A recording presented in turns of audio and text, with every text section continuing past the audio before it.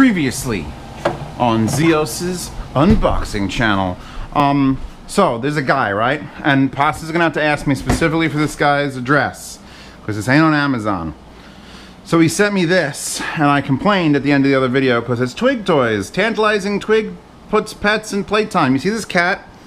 This cat's tripping fucking balls. And that's a young cat, so he's allowed to do drugs and experiment and go to college and have lesbian threesomes. It's fine. But my cat's 14 years old, so Chewbacca, as much as thank you for this, Chewbacca will never see that. He'll never, no, do not. It says naturally stimulating, which means it's, what's it called? Catnip. And you do not want to see Chewbacca on catnip. So I'm going to unbox what this guy sent, because he's created this and he sells them. And I think they deserve at least an unboxing, because I don't think I could make a full review of these items. Yeah, BobWire is going to be the site, Pasta. Tell me to give you the BobWire site. In fact, it's BobWireAudio.com. See, we're communicating. We have the perfect relationship. I yell into a camera, and 3 weeks later, she hears it. That's it. Everyone's happy. So what these are is a digital audio trigger, the model DAT1. And it's interesting because anyone who's ever done a 12-volt trigger system, let me explain.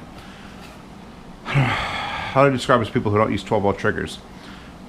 When you turn on one piece of equipment, a trigger is a little mono 3.5mm stereo that you plug in from one unit to the other, and when one unit turns on, the trigger triggers another unit, and that triggers another unit and triggers another unit, makes a projector come on, turns projection screen out. You can do all sorts of it's basically, before automation was a thing, before you had Amazon Alexas everywhere, and they all had these $40 plugs, you would just get a trigger set up. And most good AV receivers have them. That NAD M10 had one. So here, this is a perfect example. Amazon Echo Link or Sonos Connect or a Google Chromecast, which I don't think they do Chromecast anymore, but all those things had digital optical out, right? Fiber optic cable for audio. So what this guy did is he saw the opportunity, I suppose. And he designed a box that literally just waits for fiber optic to make the goes, and then it triggers a 12-volt, 0.5 milliamp output. So you could basically buy one of these and add a 12-volt trigger to any device that has fiber optic. So your computer, now I'm not sure 100%, I haven't tested it yet, obviously, if it will work, because I know most of my equipment stays on all the time and the fiber optic light is lit, but there's no signal, there's no data going through it. So the question I will have to find out is, will this work only, will it trigger 12 volt only when there's audio being used, or only every time the unit's on? I guess we could read this here. I'll let you guys read it, because you guys can pause and I can't. Got that? Got it? You got it? Holy God. All right, ready? This is a lot easier than me reading it for you. Although Pasta could transcribe this into a comment for everybody. Wouldn't it be nice if Pasta paused the video and just typed out every single word? No, don't do that, don't worry. But anyway, examples of using an input active trigger. TV, Blu-ray, cable. You go in, you go out to your digital audio receiver so it passes through the fiber optic. And then it could trigger, oh, there's two triggers. There's an input active and an audio detect trigger. You get two triggers. So one, this is it showing an input active, and this is it showing an audio detect. So an audio amplifier is turned on, or an audio amplifier or a fan. He says this 12 volt will push a fan, like a computer fan. And then there's an AV selector. That's, look, it's going to be interesting and useful. I will find a use for this. Something in my stack needs to just like, when there's no audio detected, click, 12 volt disappears, things turn off. I turn on something or I play music, click, amplifiers turn on. This is basically as green as it gets. This is, because you could leave equipment on all the time, usually. But that's not very green of you, is it? So here's what the wire is. It's just a mono 3.5 millimeter. And we get one of those, pretty long. We get, the power for this is 12 volts, 1 amp, which makes sense because these are both half an amp. And we get one of the thin optical cables, which I don't need to unpack that because I got a million of them. But this is actually, it's almost hard to find these. Like just 12 volt, 3.5 millimeter mono. So let's put this all back in here. I will get this set up. And God almighty, I need this. Put this in here because I got to read. It's probably not yard selling that, so I'll just chuck those. Let's see what else is in the bag. Nice, very long ones. Mono. Oh God. Look, he signed it personally.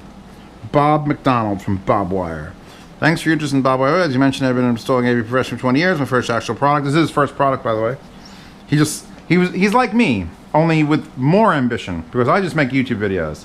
But when something bothers me, I'll complain to the universe, and maybe the universe will get back to me at some point. Has included 2 older AV selectors from Niles. Nice. I'm guessing I have the ability to automatically switch between DAC preamps. Ooh! Hope Buck enjoys the twigs. Thank you, Bob, but my cat will not die of twig ingestion. But I do appreciate the thought.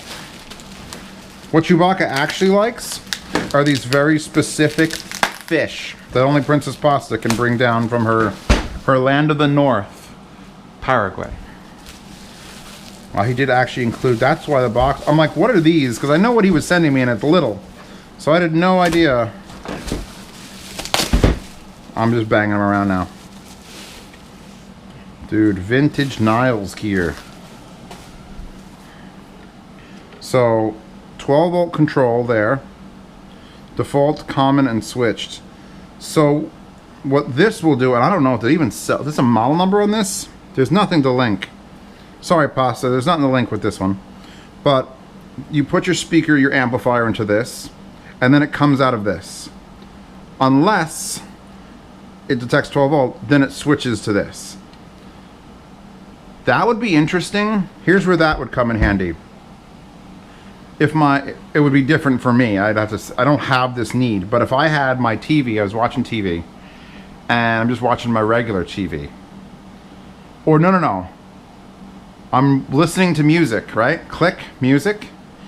And I'm listening to it on one pair of speakers, but then I want to have TV, and it's a separate pair of speakers. When I turn on the TV, the fiber optic activates. Boom. Now I'm listening to my amplifiers pushing another set of speakers. So that's one way to look at that. These are very specific things. When you install audio for 20 years, you have these very specific problems. Trust me, I know. The man took the initiative to have something manufactured. Was it China? Does it say China? I don't think it's China. It might be America. Patent pending. Doesn't say where the Go is made. Oh, wait. Assembled in China. It was too nice to be made in America, which is a sad statement. But shit is like the best thing you can get made in America. Actually, JDS Labs does some really good stuff. So here's another one. Video jacks can be used for subwoofer in 2.1 system. Oh, well, of course they are. They're RCA. So this is exactly what this is. I would redo this wiring. This wiring is rough. But it's exactly what that is. Only you get, it's a composite video, default, common, and switched. So you get left and right and video. Default, then what happens when nothing's happening, and it'll switch to a different RCA. So these boxes, these are the interesting boxes. I don't know if they exist anymore, is the issue. What's this? God, I hate when things are so well packed. Don't make me cut things. Is that just a relay? Oh, it's just a straight up relay. They sent me 2 relays. That one's too tight. And my knife has given up the ghost and is no longer sharp. That's why I don't use that one. Blade was too thin. All right, so these are just straight up 2 relays if you wanted to build something.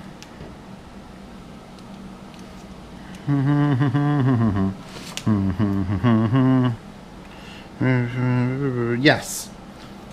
At one point, at some point in my career, I will be testing and using this switch box.